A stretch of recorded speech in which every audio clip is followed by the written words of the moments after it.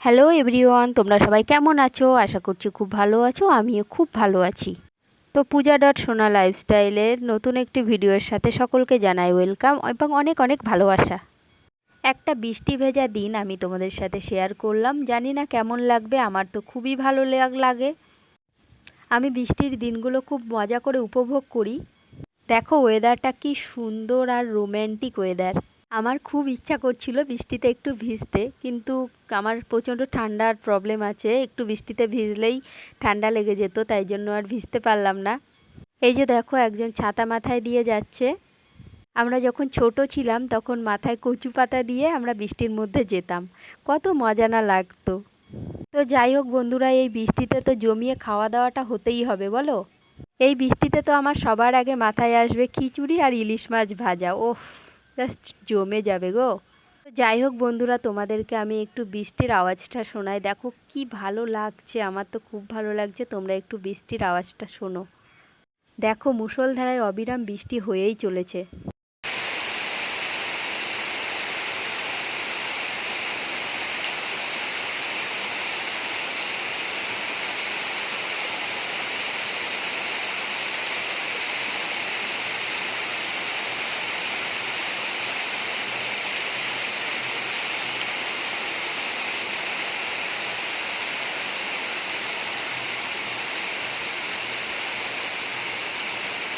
তো এবার দেখো 12টা বেজে গেছে, দুপুরে রান্না চাপিয়ে দেওয়া হয়েছে।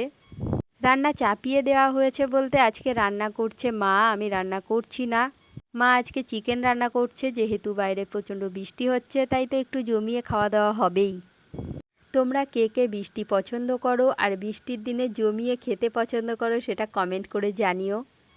তো দেখো মা তেলের মধ্যে গোটা গরম মশলা দিয়ে দিয়েছে, এরপর দিয়ে দিচ্ছে পেঁয়াজ কুচি। মা রান্না করছিল আর আমি একটু ভিডিও করে নিচ্ছিলাম। বৃষ্টির দিনে কি আর করব, কাজ তো নেই, বাইরে তো বেরোতে পারছি না, ওই জন্য বাড়িতে বসে বসে বৃষ্টি উপভোগ করছি আর ল্যাদ খাচ্ছি। তো দেখো বন্ধুরা, কড়াইতে চিকেন ফুটছে। ওহ, কালারটা কিন্তু দারুণ এসেছে। তো যাই হোক, মা এদিকে চিকেন রান্না করছে আর আমি এদিকে স্নানটা সেরে এলাম। কোনো কাজ নেই বলেই কুড়েমি করে করে আজ স্নান করতেও লেট হয়ে গেছে।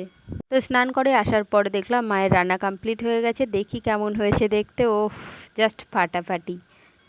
তোমরা খাবে নাকি? খেলে চলে আসতে পারো প্লিজ। তারপর মা ঠাকুরকে পুজো দিয়ে নিল, তারপর আমরা দুপুরের লাঞ্চ সেরে নিলাম। লাঞ্চ সেরে নিয়ে দুপুরে একটা ঘুম দিয়ে নিলাম।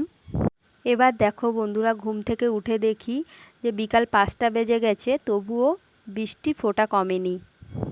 এটা আমাদের বাড়ির সামনে একটা পুকুর। তো ঘুম থেকে উঠে দেখলাম যে বৃষ্টি কমেনি, তাই জন্য এই পুকুরের সাইডে এসে একটু দেখছিলাম আর ভিডিও করছিলাম।